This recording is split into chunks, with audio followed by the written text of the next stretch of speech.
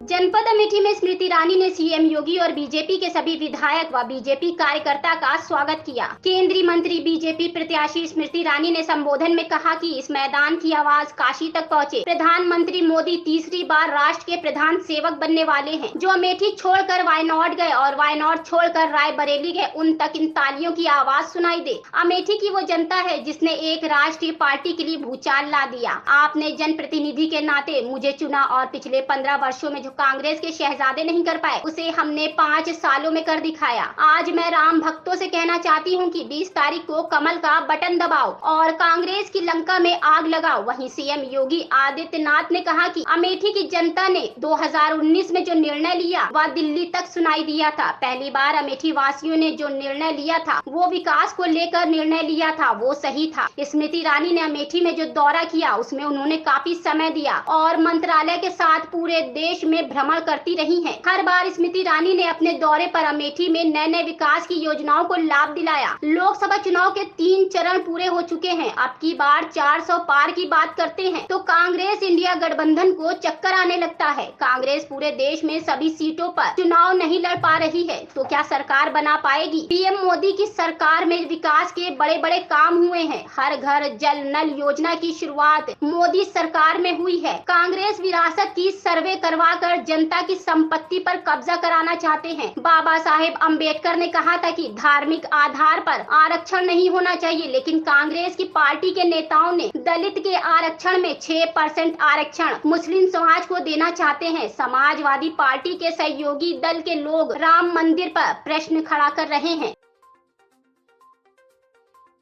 कहती है पूरे राष्ट्र से कि अमेठी की ये वो जनता है जिसने राष्ट्र के राजनीतिक इतिहास में एक भूचाल ला दिया जब कांग्रेस पार्टी के राष्ट्रीय अध्यक्ष उनके शहजादों को अमेठी की जनता ने धूल चटाई और लोकतंत्र को ये संदेश दिया कि अगर सांसद 15 साल लापता रहा तो उसका क्या, पूरे खानदान का बोरिया बिस्तर बांधने की ताकत गरीब नागरिक में है। परिवार का नाता, इन शब्दों का इस्तेमाल कर लोगों का इस्तेमाल किया कि जब मौत मंडरा रही थी तब तुम कहां थे, किस बिल में जाकर छुपे थे, और तब क्यों निकले जब वोट की दरकार है, तब क्यों नहीं निकले जब जनता को तुम्हारी जरूरत थी। वो जीवन में पहली बार शौचालय में एक परिवार में अगर 4 लोग हैं, इसका मतलब जब लापता सांसद यहाँ शहजादा देश में और इटली में हुआ करता था, 16 लाख लोग यहाँ खुले में शौच करते थे। ये कैसा रिश्ता उनका अमेठी से कि दलित हो, पिछड़ा हो, कोई भी समाज का वर्ग का व्यक्ति हो, उसको मजबूर कर देते थे कि अगर गरीब है तो खुले में शौच करे, अगर गरीब है तो सर पर छत ना हो, अगर गरीब है तो शुद्ध पीने का पानी ना मिले। 1,14,000 प्रधानमंत्री आवास बने और ये वही क्षेत्र है जहां एक ब्लॉक में 25 कॉलोनी आती थी तो कांग्रेस के दलालों के सामने गरीबों को नाक रगड़नी पड़ती थी। कांग्रेस के नेताओं की जेब को गर्म करना पड़ता था, तब जाकर चंद लोगों को जो कांग्रेस के समर्थक थे उनको जाके कॉलोनी मिलती है। आज जवाब देना पड़ेगा कांग्रेसियों को। 1,14,000 गरीब परिवार घर से वंचित क्यों थे? 5 साल में हम कर पाए, 15 साल तुम क्यों नहीं किए? आज महाराज आपके सानिध्य में संक्षेप में कहती हूँ, लेकिन जो प्रश्न उठाती हूँ उसका जवाब देने की अब तक कांग्रेस के नेताओं में हिम्मत नहीं। इन 5 सालों 2 साल कोरोना के रहे और 2 सालों में यहाँ पर ना ऑक्सीजन की किसी को कमी हुई, ना दवा की किसी को कमी हुई। हर अस्पताल में हर डॉक्टर, हर नर्स ने सेवा दी। प्रशासन एक मुश्त खड़ा रहा ताकि जनता को कोई कठिनाई ना हो। 2 साल कोरोना के रहे और 2 सालों में जहाँ पर न ऑक्सीजन की किसी को कमी हुई, न दवा की किसी को कमी हुई, हर अस्पताल में हर डॉक्टर हर नर्स ने सेवा दी, प्रशासन एक मुश्त खड़ा रहा ताकि जनता को कोई कठिनाई न बेटी और बहन के नाम से सम्मानित किया और 5 वर्षों में जो 50 साल और विशेष 15 साल उनका शहजादा न कर पाया, वो भारतीय जनता पार्टी की डबल इंजन की सरकार ने अमेठी लोकसभा क्षेत्र में कर दिखाया। और मैं बधाई दूंगा सम्मानित श्रीमती स्मृति ईरानी जी को।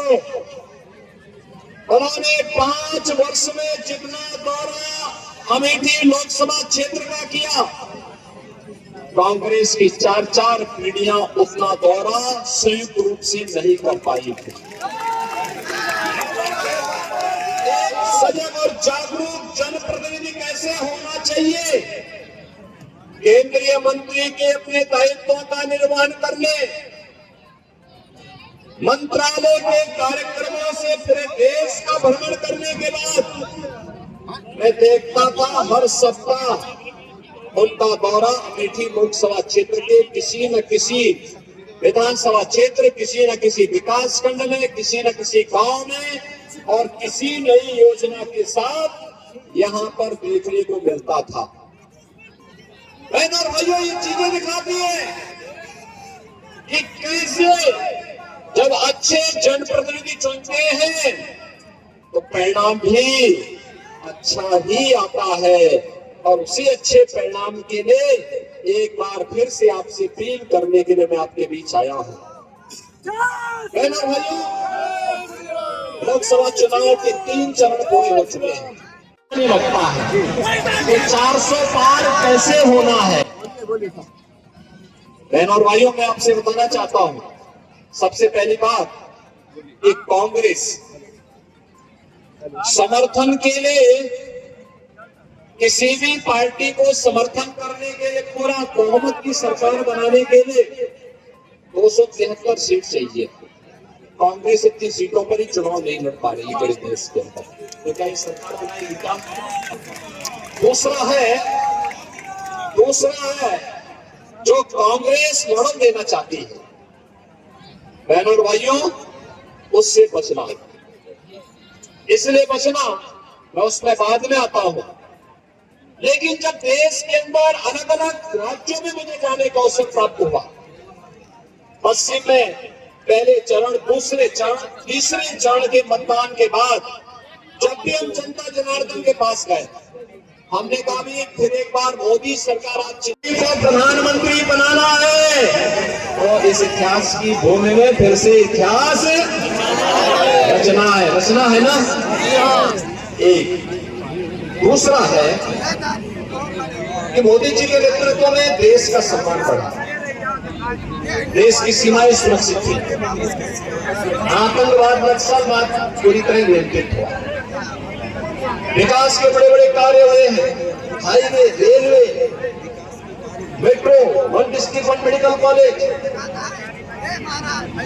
भाइयों, हर घर नल की योजना, हर तहसील में फायर स्टेशन। आज तो जोर से बम विस्फोट हो, कहीं पे पटाखा फट जाए ना तो पाकिस्तान सबसे पहले सफाई देता कि साहब मेरा हाथ नहीं है। तो इसे मालूम है कि मोदी जी के नेतृत्व में नया भारत है। ये छेड़ता नहीं है, लेकिन कोई छेड़ता है तो उसको छोड़ता भी नहीं है। और इसलिए बहनों और भाइयों, तुलसी बाबा ने तो पहले लिख दिया है, वो है वही जो राम रची। हाँ, और प्रभु राम की इच्छा क्या है कि मेरा भक्त फिर से तीसरी बार देश का प्रधानमंत्री बने।